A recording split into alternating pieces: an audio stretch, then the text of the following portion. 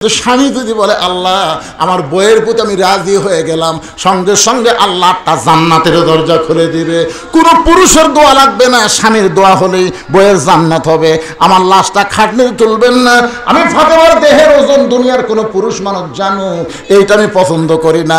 আপনি আমাকে কান্দে করে জান্নাতুল বাকির পূর্ব কোণায় গোপনে দাফন করে দিবে। আমার পর্দার কারণে আমার কবরের খবর যেন কেউ না জানে। গভীর রাত্রে হযরত আলী ফাতেমাকে দাফন করার পর আল্লাহকে বলতেছেন, আল্লাহ আমার ফাতেমাকে তুমি কবুল করে নাও। এ দোয়া করাও শেষ, তাকায় দেখে সামনে কয়েকটা পুরাতন কবর।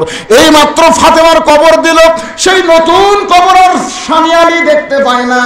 এখনই ফাতেমার কবর দিলাম, সেই কবরটা গেল কোন জায়গায়? খালি নতুন কবর খুঁজতেছে। পুরাতন কবরের ভিড়ে নতুন কবর আর আলী শনাক্ত করতে পারে না। চিৎকার দিয়ে বলে, ফাতেমার কবর কোথায়? ফাতেমার কবর। কে যেন ডাকতে বলে, আলী রে ফাতেমা পর্দানিশী। আমি আল্লাহ জোহরা ডিগ্রি দিয়া ফাতেমার কবরটাকে কিয়ামত পর্যন্ত পর্দা করে দিয়েছি। আমার মায়েরা, সে ফাতেমার সিগনেচার ছাড়া একটা মেয়েও জান্নাতে যাবে না। কারণ বাংলাদেশের নেত্রী যদি হাসিনা হয়, জান্নাতের নেত্রী হলো ফাতেমা। সুবহানাল্লাহ কন্যা জ্ঞান। জান্নাতে নারীদের নেত্রীর নাম কি? প্রত্যেক জুমার সানি খুতবা ইমাম সাহেব কি শোনায়? আরবিতে বলে সাইদাতুন নিসায়ে আহলুল জান্নাহ ফাতেমাতুজ জোহরা রাদিয়াল্লাহু তাআলা আনহা। আমার মায়েরা একবার চুপ হয়ে গেছে। মা, আপনাদের পর্দার ওয়াজ শেষ। এখন আপনাদের জন্য ওয়াতাওয়াসাউ বিল হক ওয়াতাওয়াসাউ বিস সবর। সূরা আসরের 4টা বিষয়ের 2টা বিষয় পুরুষের জন্য নামাজ আর নারীদের জন্য পর্দা হয়ে গেল। ওয়া আমিলুস সলিহাত শেষ। এখন হলো ওয়াতাওয়াসাউ বিল হক। হক কথা বলতে হবে, হক পথে চলতে হবে। হকের পথে চলতে গিয়ে ফিলিস্তিনের মুসলমানের মতো যদি জীবন দেওয়া লাগে জীবন দিব, কিন্তু ইহুদির সঙ্গে কোনো জোট করা যাবে না। জোরে কণ্ঠে। এখন হকের পথে চলবার গেলে বাতিলের সঙ্গে আপোষ করা যাবে। আপোষ বোঝেন? আপোষ বোঝেন? বোঝেন না তো।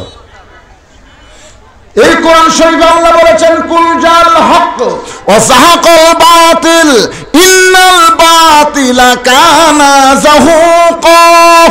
এই কোরআন হলো হক। জোরে গান কোরআন কি? এই হক কোরআনের পক্ষে কারা কারা দুই হাত তুলে আমার আল্লাহকে দেখান। একটু দুই হাত তুলে আল্লাহ দেখুক। আল্লাহ তোমার কোরআনের ময়দানে ওয়াতাওয়াসাউ বিল হক আলোচনার আগে দুই হাত তুলে তোমার বান্দারা দেখাইছে। এই হাতগুলো তুমি জান্নাতের জন্য কবুল করো। জোরে কোন আমিন। লিল্লাহি তাকবীর। এই কোরআন হক। সেই কোরআনের মাদ্রাসায় সরকার টাকা দেয় না, আপনাদের দানে চলাতে হয়। আজকে সরকার যদি টাকা দিত, কোরআনের মাদ্রাসা সরকারি হতো, তাহলে নেতাদের সন্তানও কিন্তু কোরআনের হাফেজ হতো। আজকে যদি 7টাকে পাগড়ি পরানো হয়, 7 জন, কয়জন? 7 জনের মধ্যে আপনার খুঁজলে দেখবেন একটা চেয়ারম্যানের বেটা নাই, কিওনের বেটা নাই, এমপির বেটা নাই, ওসিএসপির বেটা নাই। যারাই কোরআনের হাফেজ হচ্ছে তারাই কিন্তু গরিবের সন্তান। আপনি খুঁজলে দেখেন এই মাদ্রাসার সভাপতির ছেলেও হাফেজ নাই, এই মাদ্রাসার সেক্রেটারি ছেলেও হাফেজ নাই।